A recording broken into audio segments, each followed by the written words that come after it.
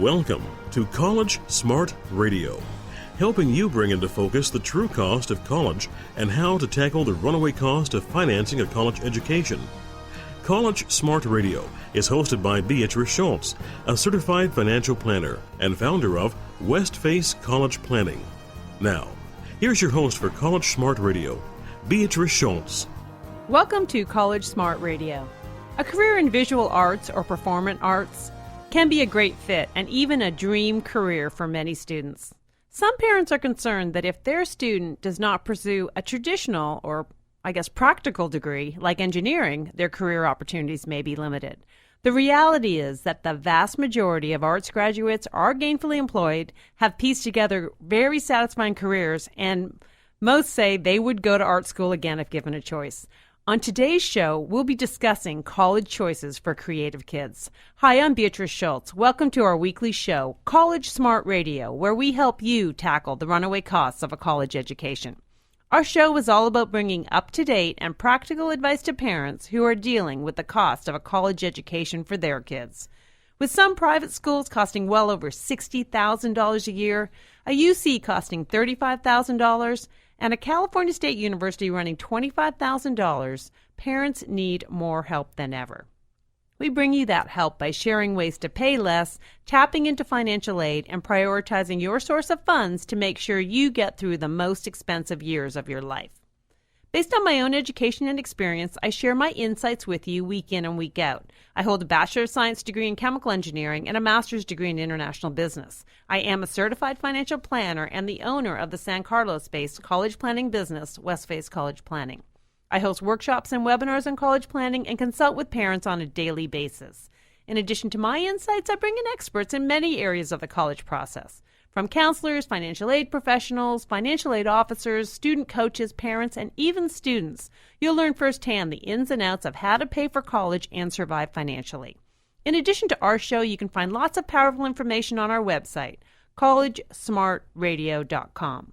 We have many articles that I've authored with up-to-date information on navigating the waters of paying for the runaway cost of college. We also have a monthly e-newsletter full of content about college planning, and we have a link to our free community parent workshops and webinars that I host to teach parents about how to pay for college and how the financial aid system really works. So let's get into today's show. My guest on today's College Smart Radio show is Harriet Katz, an independent college counselor, and her business is called Creative Kid College Coach. Harriet has over 20 years' experience as an executive producer of animation, live action, and special effects. She's been involved in casting talent, hiring musicians, and producing a variety of media. She's hired countless college students from a variety of programs and maintained close contacts with internship granting institutions. With Harriet's help, students identify preferred programs, prepare essays, portfolios, and auditions. And with her guidance, students learn to communicate who they are as they navigate the college search and application process. Harriet is well informed on particular requirements for applying to a visual or performing arts program. She helps the student to convey their passion and commitment in all parts of their college application. This is an innovative approach to college counseling that directly speaks to the interests and talents of this specific group of creative kids. Harriet is also a member of the National Association of College Admission Counseling and the Western Association for College Admission Counseling, and maintains active involvement in the areas of visual and performing arts programs. I'm thrilled to have Harriet here in the studio with me today. Hi, Harriet. Welcome to College Smart Radio. Oh, thank you very much. Thanks for being here. Let's start by talking about what it means to be a creative kid, if I can say that, or what type of kid are you talking to that's coming to you for help to figure out what to do in college? So I am privileged to work with a group of students who have something a little bit special when they go about communicating who they are to the colleges. I'm working with students who are interested in the visual arts, which might be filmmaking, digital media, web design, audio, and I work with performing artists and that can include vocal performance, theater, musical theater, and any kind of on-stage performances. So that's the population. So for kids that are interested in those areas, do you have some that are looking at it as a major and that's what they want for their career, and some that may take it on as a minor to be in combination with other careers? Do you do both, or what do you see with those students? You know, it really depends, and I think again, what I see overall with these students is that they have a passion and have developed a very strong work ethic. Some of them are very focused on continuing to study the arts. It's not necessarily focused on professionalizing the undergraduate experience, but it's more what do they want to continue to study. Some obviously are going to audition or prepare portfolios specifically for those majors. Others want the colleges to understand they have spent 14 years dancing, and they want to use that experience and that focus to inform what they then might study in college, which could be a major in the sciences and a minor in dance. So when parents come to you, and I hear people coming into my office concerned about paying for the cost of education, and they want to encourage their kids to follow their creative dreams, but they worry that they may not get jobs when they graduate. We're going to talk a lot about that topic on this show, but I want to start by saying, what's your first answer, or what's your go-to? And let's talk a little bit about that discussion about what careers are available for these kids. Well, I think it starts with a conversation about why do you go to college? What are you looking for? What are you interested in doing when you go to college? And obviously the parents are sitting there saying, if we're going to invest this much money, and their own experiences is that they were trained for a specific job, of course they want to give that same experience to their students. What they don't understand today is that the jobs that our students might be training for may not even exist yet. That the definition of what will be a job in 5 years or what was a job 5 years ago is constantly in flux. So I think what I say to them is, what is the student looking for when they go? And I think you can also flip that question around to, what are the colleges looking for? And at this stage of the game, yes, they're looking for kids who have challenged themselves intellectually, academically, but they're also looking to populate their freshman class with students who are interested in risk-taking, who understand why it's important to have a work ethic, that want to use their imaginations, and above all, are interested in innovation. I talk to students and parents every day, and I think those same skills are the ones that every college is looking for every student, but often can be the ones that some of the creative kids are living every day, and often have a work ethic if they're trying to keep up with their arts, as well as a discipline to keep their practice going. So yes, that's a goal, to go to college and get an education.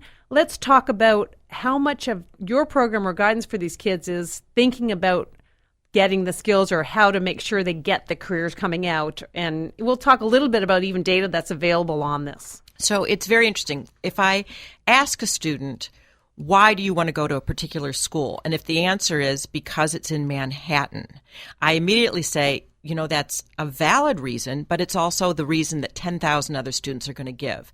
And I try to encourage them to start the process immediately as a personal journey. So how do you do that? Well, one of the best ways to do that is to look at, what do you want to learn? What are the classes that are being taught? Who are the students that are going to be sitting on either side of you? And even more importantly, who are the people that are going to be teaching you? Because that becomes their village. And this really, truly is about them leaving the village of their home and their high school and going off and forming their next village or another village.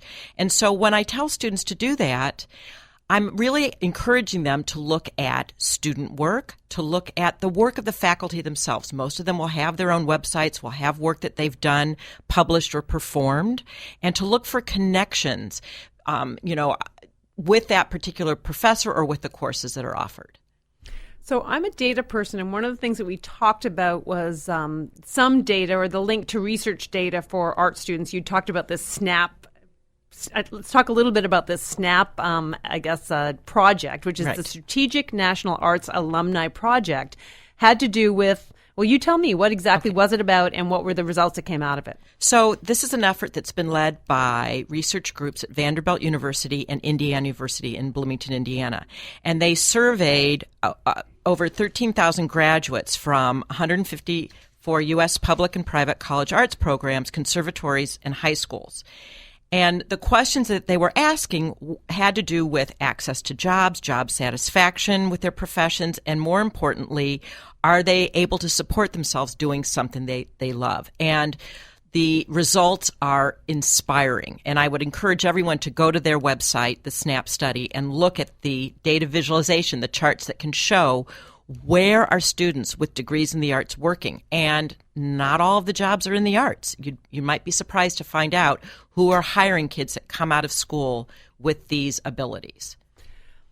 So for those of us, for my listeners, I will have that website for the SNAP, I guess, project or the SNAP data on my website. And then you can be able to see what types of careers people have that have degrees in arts and whether that might be a fit, and also to show that there is success and long-term career satisfaction for a lot of these arts degrees. Right. And what's interesting is, like we were talking about, if you survey these students who are now out working and ask them, if you could go back to college right now, what would you study? Overwhelmingly, they say, we will study the arts. We will study the same thing we did. Which is very powerful. And if you statistically, how many of those kids is it different than the average graduating student that are getting more jobs or less jobs? When we worry today about many students being unemployed. Do we know statistically if the numbers are different if they come out of a fine arts degree or whether they come out of on average, are the averages lower for kids or higher for kids coming out of kind of a visual arts or performing arts degree? I think the data will show that it's changing.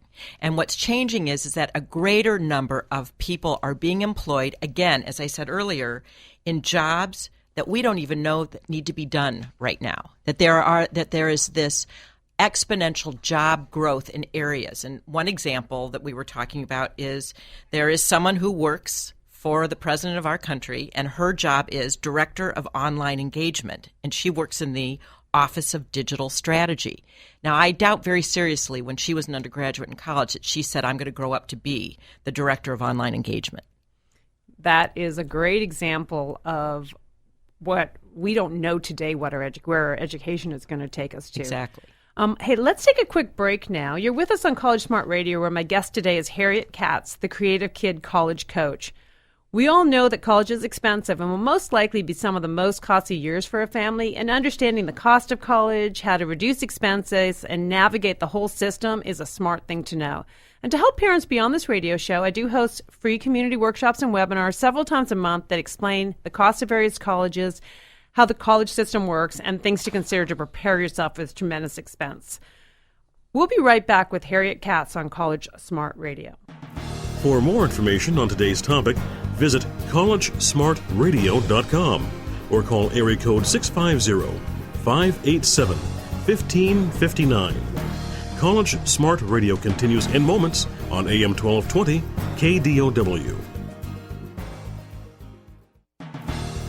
Contact Beatrice Schultz at collegesmartradio.com or call area code 650-587-1559. Now, back to College Smart Radio with your host Beatrice Schultz on AM 1220 KDOW.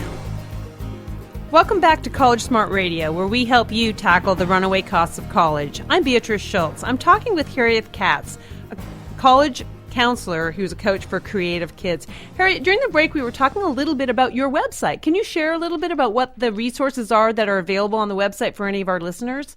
So I do touch on topics such as ways that students can use their passion to give it back. So the whole idea of connecting what they're passionate about with community service, which is really important. I think colleges are interested in that, and it gives the students an idea about what they can do with their skills. I also just write a lot of articles with resources and links that are very specific to applying to schools in the arts. So the difference between an arts conservatory and studying the arts at a liberal arts university, the difference between a BA degree and Bachelor of Fine Arts. I go through all of those mechanics, and I have links to resources for summer programs and those kinds of things on my website. Great. Our listeners are going to be able to enjoy that. I'll have a link to that website on my College Smart Radio website also. Before we left the break, we were talking about an example of a job that probably didn't exist when a student was going to school, the Director of Online Engagement at the Office of Digital Strategy. I can't even imagine, when I went to college 20 years ago, no one would have known what online meant or digital meant. So can you give us some more examples of students that you've worked with or you're familiar with their stories about their path from college into career and what they're doing today? So I think it's very interesting because normally I'm starting to talk to students who are sophomores or juniors in high school, and I recognize immediately that they're not going to be able to say, this is the job title I'm seeking. So we talk about what is it that you want to do. So I had a student who would have described himself as a musician and as a filmmaker, but he decided to go to college to study digital media. And in doing so, he became very close with a professor who actually was involved with data visualization. This is something that is a very hot topic. People are talking about big data all the time. So this student, through this professor, was recommended for an internship and later was employed by a company doing data visualization. So what is that? It is a perfect combination of his passion for the arts and design and his ability to write code. So would this student have ever sat in my office and said, I want to do data visualization? Absolutely not.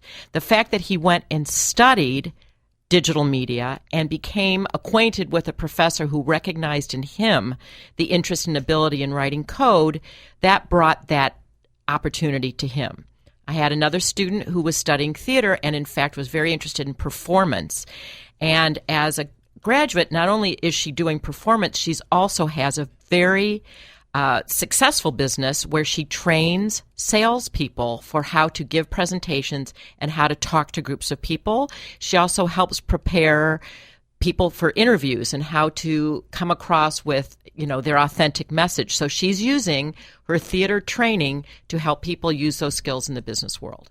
That is so powerful. I work with families. I'm an engineer myself. I'm in business, and I don't spend enough time thinking about the creative side of the education process also, except for anytime a student says to me, I'm interested in journalism, I'm interested in communication, we just know that those skills, as well as all these skills that are part of what we might call the arts, are the skills that we use every single day.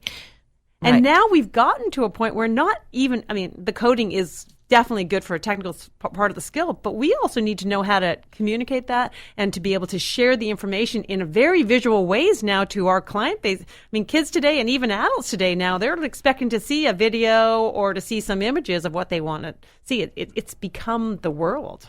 And I think it's also important to note that the colleges themselves are focused on this. I read a quote by Mary Schmidt Campbell, who's the dean of the Tisch School of the Arts, and she was talking at a conference that the Strategic National Arts Alumni Project held called 3 Million Stories, Understanding the Lives and Careers of America's Arts Graduates. And her point was that because there is a changing jobs landscape and there is a growth of the creative economy, the colleges also are interested in gaining a better understanding of what skills an art degree actually develops, because it's no longer these traditionally defined jobs. It is feeling like this is we should have more and more students that are studying in the area, and especially those that have a passion towards it. You just hate to think that they'd be discouraged against following up with these skills that are wonderful. And I even remember the story of my nephew in high school. My sister called me and she said, my son's spending all his time on the computer. I'm getting so nervous. I don't know. I'm worried he's going to just hang out and play video games at home. And so I sat down next to him and he was designing websites. And that was what he was doing. And, today he does work in a startup company in technology. And oftentimes as parents, we can't even keep up with what's going on with the kids and what they really do in their everyday. And we just can't imagine that they would all be creating their own videos and building their own websites when they're teenagers. So I think one of the things that the parents need to focus on is being able to communicate to their students that they understand that they have something of value to bring to their college application process. The fact that if this student is going to be in a production or is going to be working on a film or is going to be, rehearsing for a vocal performance, and at the same time they're working very hard at their academics and they do value what they're doing in their high schools, these students are exhibiting the ability to balance. And I think that not only do the universities recognize that this is important, I think the parents need to recognize that this is a quality that these students are absolutely going to use to be successful in college and to be successful postgraduate. Many of these kids, from what I understand, and even talking with you, Harriet, really have been studying, may not do as well, if we want to call it that, traditionally in the academics as far as having the 4.5 grade point average and the highest SAT and ACT scores. So do these colleges, how much are you seeing that in the personal statement, the overall picture or the extracurricular profile of the student, those skills are outweighing perhaps the GPA that's going to be maybe in the threes or even lower? So what I can tell you is if the student is applying to a program that requires an audition or a portfolio for admission, that piece of information is the single most important thing that is going to be weighed in the admissions decision. That said, there are more and more kids applying to these programs, so the more that the students can show that they have, really challenged themselves and do work hard, even if they aren't the 4.5s, all of that, again, rounds out the picture of who this student is. But I will tell you that a strong portfolio for a program that requires a portfolio for admission is the number one most important piece of data that school is looking at in judging whether the student is teachable. That may be one of the most important items that people pick up off of this show. I think there are many parents that worry that he's just not going to have the choice to go where he wants to go because doesn't have the higher GPA or the SAT or the traditional marks from that perspective. And I know, and you already got more examples that you can share, but many of these kids excel in the college level once they're taking those courses that are really interesting to them. Exactly. Once they also gain the confidence that what they are good at is valued. Absolutely. And I'm sure there's many parents listening in going, yes, this is what we wanted to hear. Yes. This is real. And it is the real world. So colleges are the personal statement, for example. When you're working with students, is their personal statement mostly about their passion for the arts? Yes, and I think, again, students should be encouraged to keep a journal, to talk about and think about what they like and what they don't like, who inspires them. 9 times out of 10, if I ask a student in high school what film director do they admire, they're going to say Christopher Nolan because he did the Batman. So then I will turn to them and say, but who influenced him? Tell me who's the director that influenced his body of work, and then look at who influenced that director. That you want to look for those connections. And it's not just about getting a camera in your hand. It's about really understanding the study of film and what comes into making that. And those students are learning as they're working with you also to understand the right choices when they go to college, because we talk about the expense of college and we don't want to be at a place that's not the right fit. Right. And so whether you do that on your own or you do have a coach that helps you through the process, it's really important to do that research to understand how the fit is for the student with the college. I'm sure you see that often, and maybe even more so with an artistic student who really has a kind of not a clear idea, but has some clear ways of what's going to work for them. Right. And I think what is universal about these students that I'm meeting is their passion. And I think that in and of itself is a very important topic for them to be talking about.